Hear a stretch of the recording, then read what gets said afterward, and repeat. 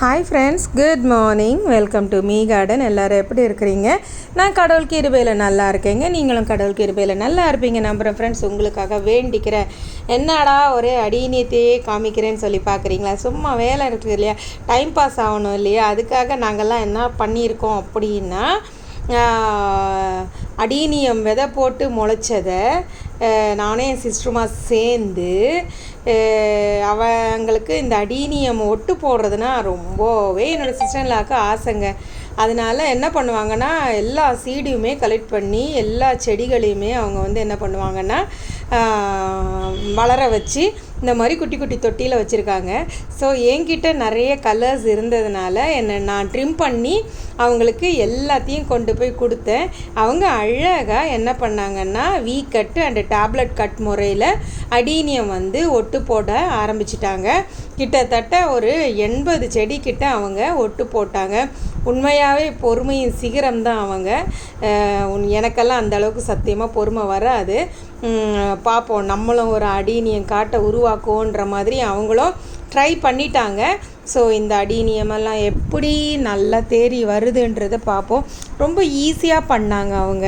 அழகாக அதை கட் பண்ணிவிட்டு டேப்லெட் கட் மாதிரி சின்னதாக ஒரு துண்டை கட் பண்ணி அதை அதுக்குள்ளே வச்சு அந்த இந்த கிராஃப்டிங் டேப்புன்னே வருதுங்க, அமேசானில் ஆர்டர் பண்ணி 2 இன்ச்சு டேப்பு 1 இன்ச்சு டேப் அப்படின்லாம் வருது. அதை அப்படியே போட்டு கவர் பண்ணி அழகாக இழுத்து கட்டிட்டாங்க. இது எல்லாமே அடியில் இருக்க செடியெல்லாம் பார்த்திங்கன்னா வந்து நம்மளோட சீட் போட்டு வந்தது தான்.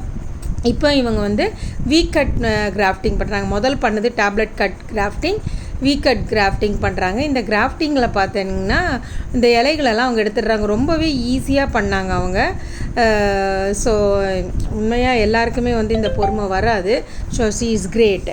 என்ன பொறுமையாக வந்து காலையில் அவங்க ஆரம்பித்த வேலை பார்த்திங்கன்னா ஒரு 10 மணிக்கு மேலே ஆரம்பித்தாங்கங்க. ராத்திரி 7 o'clock மேலே தான் அந்த வேலையை அவங்க முடித்தாங்க. அவ்வளோ செடிகளுக்கும் விடாமல் எல்லாத்தையுமே ஒட்டு போட்டுட்டாங்க. இப்போ இவங்க பண்ணுறது பார்த்திங்கன்னா வீ கட்டு கிராஃப்டிங்கு.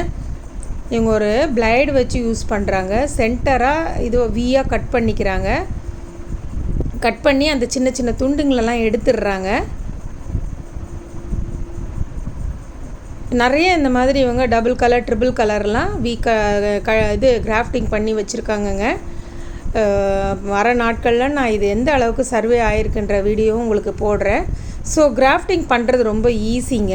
இந்த மாதிரி தான். ஆனால் என்னென்னா கொஞ்சம் பொறுமை வேணும் கிராஃப்டிங் பண்ணுறதுக்கு. இது பார்த்திங்கன்னா மழை நேரத்தில் கிராஃப்டிங் பண்ணக்கூடாது, வெயில் நேரத்தில் பண்ணணும். ஓகேவா? ஸோ அதனால் நீங்கள் அதை மேக் ஷுர் பண்ணிக்கோங்க. ஜூன் ஜூலை எல்லாம் ஐ திங்க் கரெக்டான டைமு. இதுக்கு வந்து மழை அதாவது தண்ணி நம்ம கிராஃப்டிங் பண்ணி வைக்கிறதுல வந்து தண்ணி அந்த அளவுக்கு இந்த இதில் வந்து பற்றக்கூடாது. படாமல் இருந்துச்சுன்னா இந்த நம்மளோட கிராஃப்டிங் வந்து சக்ஸஸாக வந்துடும். ஸோ நிறைய பேர் இப்போ வந்து அடீனியம் லவ்வர்ஸாக இருக்கிறீங்க. அவங்களுக்கு உங்கள் செடியை வந்து நீங்கள் வந்து விதையிலேருந்து முளைக்க வச்ச செடிகளில் உங்கள்கிட்ட இருக்கிற கலர்ஸே வச்சு டபுள் கலர் ட்ரிபிள் கலருன்னு சொல்லிவிட்டு ஒரே செடியில் நீங்கள் கிராஃப்டிங் பண்ணலாம். அதுக்காக தான் நான் இந்த வீடியோவை உங்களுக்கு போஸ்ட் பண்ணுறேன். ஸோ இப்போ எங்கள் வீட்டில் பார்த்திங்கன்னா எங்கள் சிஸ்டர்லாவே ஒரு 150 செடிக்கிட்ட வச்சுருப்பாங்க போல். அவ்வளோ அடீனியம் அவங்கக்கிட்ட இருக்குது இப்போது. ஸோ அவங்களுக்கு வேறு எந்த ஒரு செடியிலுமே இன்ட்ரெஸ்ட்டு கிடையாது. அடீனியம் தான் அவங்களுக்கு ஃபுல்லாகவே. ரொம்ப பொறுமையாக அதை மெயின்டைன் பண்ணுவாங்க அவங்க. ஸோ இது வந்து வீ கட் பண்ணுறாங்க அவங்க. நல்லா இந்த ஸ்டெம் வந்து கொஞ்சம் ஆழமாக போகணுங்க வீ கட்டுக்கு. டேப்லெட் கட் வந்து அப்படியே மேலே வச்சு இழுத்து டைட் பண்ணி கட்டிடணும். வீ கட்டுக்கு நல்லா வீ மாதிரி குழியாக எடுத்துட்டு அதுக்கப்புறம் இதை நம்ம பென்சில் சீவுற மாதிரி சீவிட்டு ஒரு மாதிரி தட்டையான ஒரு பகுதியை இது உள்ளே வச்சு இதில் என்ன பண்ணுறாங்கன்னா அவங்க இது போட்டு கட்டுறாங்க. அதே 1/2 இன்ச்சு சீலிங் டேப்பு கிராஃப்டிங் டேப்பை போட்டு டைட்டாக கட்டுறாங்க.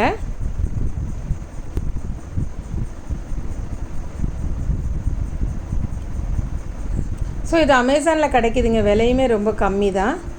ஓகேவா? என்னோடய சேனலை சப்ஸ்கிரைப் பண்ணாதவங்க சப்ஸ்கிரைப் பண்ணிவிட்டு பாருங்கள். வர நாட்களில் என்னென்ன விதைகள் வந்து நான் பகிர போகிறேன் அப்படின்னு சொல்கிற வீடியோஸையும் போடுவேன். பட் இந்த வாட்டி நான் விதை பகிர வேண்டாம் தாங்க நினச்சேன். ஏன்னு கேட்டிங்கன்னா கிட்டத்தட்ட போன வாட்டி ஒரு 400 பேர்கிட்ட விதை பகிர்வு செஞ்சேங்க. ஆனால் ஒரு 50 பேர் தாங்க அதுக்கு ரெஸ்பான்ஸே பண்ணாங்க. அதாவது வந்துச்சுன்னு சொன்னாங்க, அப்புறம் அது நாங்கள் போட்டோம் முளைச்சிதுன்னு சொன்னாங்க. மீதி 350 பேர் என்ன ஆனாங்கன்னே தெரியல. அதனால எனக்கே ஒரு மாதிரி ஆயிடுச்சு. என்னடா இது, வாங்கி வாங்கிட்டோன்னு சொல்லலை, இல்லை அது முளைக்கலன்னு சொல்லலைங்க. அது எனக்கு கொஞ்சம் மனசுக்கு வருத்தமாக இருந்துச்சு.